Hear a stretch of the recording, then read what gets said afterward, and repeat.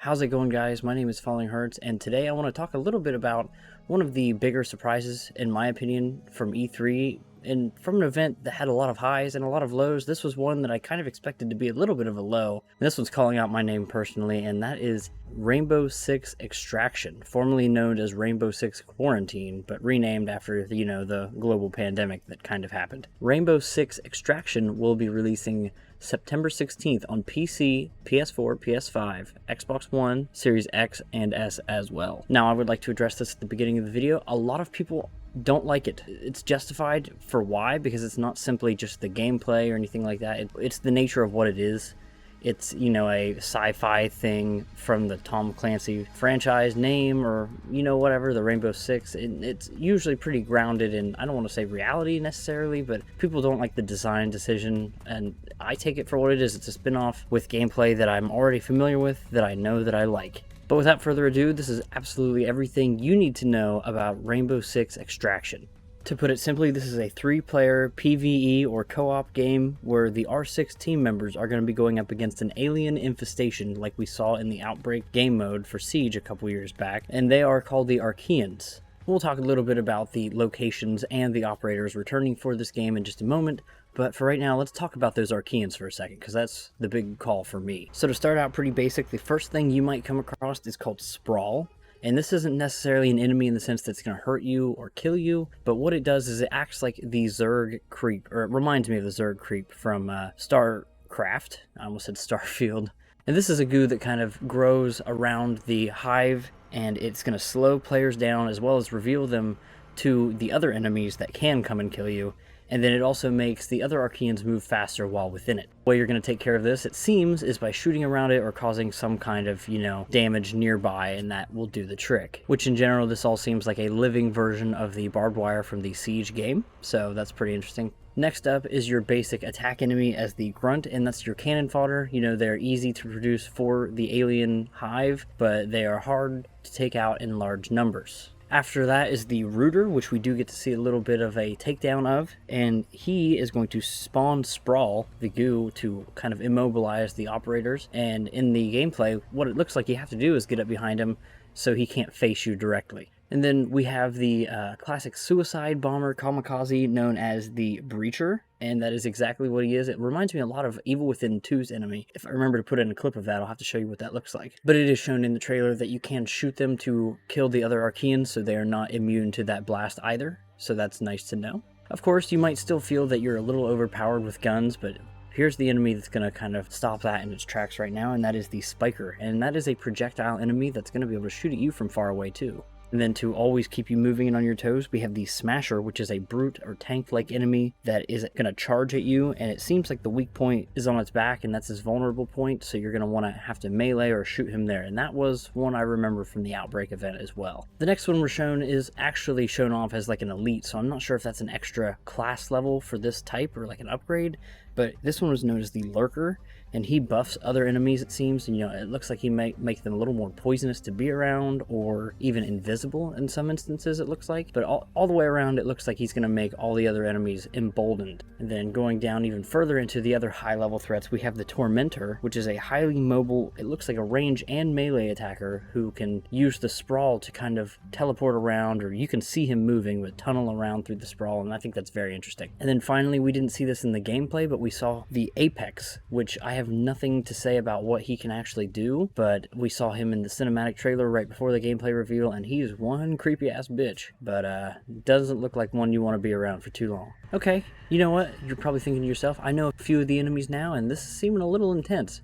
How are we as operators, the ones that we know and love, going to be able to handle all of this? Well, there's a big emphasis on stealth, which is going to help a lot, and, suppressors are going to be a lot more useful in this, whereas in Siege, it's like, oh no, they didn't exactly know where I'm from, as long as they're not in the next room over at least. But to go along with suppressors being very useful, we also have the React Blade, which is a new melee weapon that's basically just a knife, but it's going to introduce stealth kills, or stealth takedown, and melee kills as a whole, which I think is very neat. You sneak up behind an unaware enemy, and I mean, it should be standard issue, but unable to do in Siege, because multiplayer only. Then we have the React Light. Everything is a React trademark, by the way, so I'm not really sure if the Fine Bros are going to have an issue with that or not, but that reveals the bioluminescent weak points of the enemies. It shows kind of like their veins, their hearts, their brains, and shows you where to shoot, and also it kind of works like thermal to look through the walls as well, kind of building off of that destructibility in the Siege engine or Rainbow engine or whatever the hell they use, I don't really know, and it makes it all the more fun, I think. Then as a little Fitbit, we have the React Threat Sensor, which pretty much it's going to be a little thing on your wrist that it's going to be pretty blue or normal, and when it's something big and bad nearby, you're going to get a little red indicator with big waveforms, and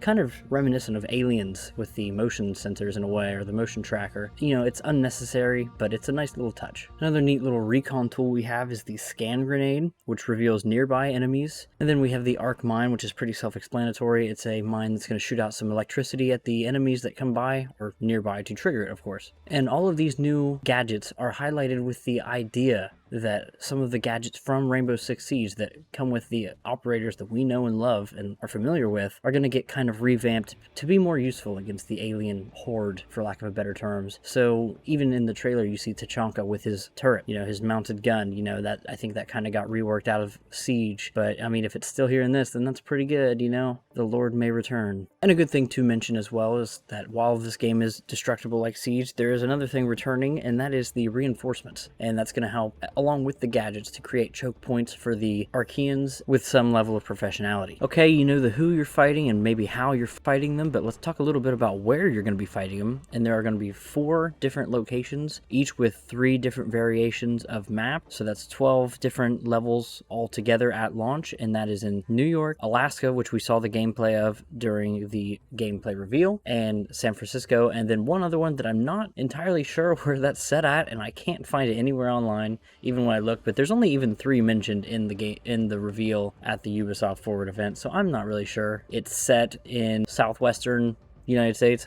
I don't really know. I couldn't pick out the logo either. It's weird. You can look at it for yourself. And with those different variations of map for a second, I want to explain how it's procedurally generated. And the maps aren't procedurally generated as a whole, like it's set maps, but you're going to be going at them in different orders. And how it works is, say you go into a level, you complete the objective, you get into a safe area or a safe airlock zone, and you have the option to either extract and be done with the mission and play it safe, you leave with what you got, or you can continue on for higher reward at a higher risk, and that will lead you into one of the 2 other maps to choose from. And like I said, it will be procedurally generated which map, which objective, but now we're pretty much teetering on the edge of what exactly I've pretty much almost explained what we're doing in this game, and that is just that. There's going to be multiple different objectives that you can come across, and some of those are Specimen, which is where you lead a Archean parasite to the extraction zone to capture it alive, Decontamination, where you're going to find and gather samples from contaminated parasite nests, Nest Tracking, which we see in the gameplay reveal, where you're going to sneak up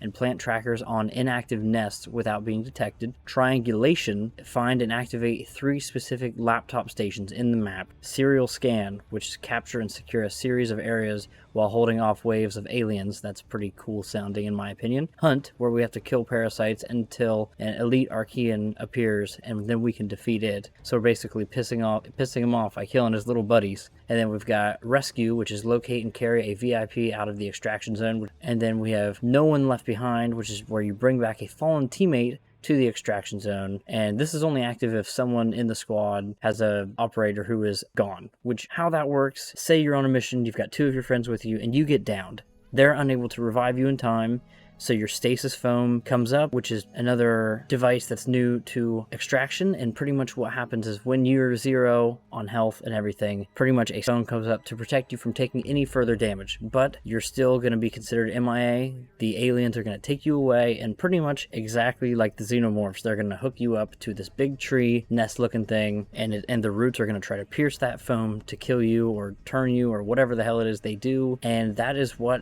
the mission objective could become, is is where the MIA is you have to go in and save that teammate, and I think that's really impressive. But a couple of the other game modes that I have yet to talk about are Shutdown, which is where you're going to carry 3 explosive charges to a parasite tower to disable it. Sabotage, where you're going to defend explosive charges for a set time while fending off the waves of aliens. I'm not sure if those two can kind of go together maybe in some way. And then finally we have Biopsy, whereas you're going to collect some tissue samples from a specific target via takedown. So pretty much that's just, you know, a targeted attack on a specific type of enemy. Maybe you have to collect multiple samples to make it more interesting. Who knows?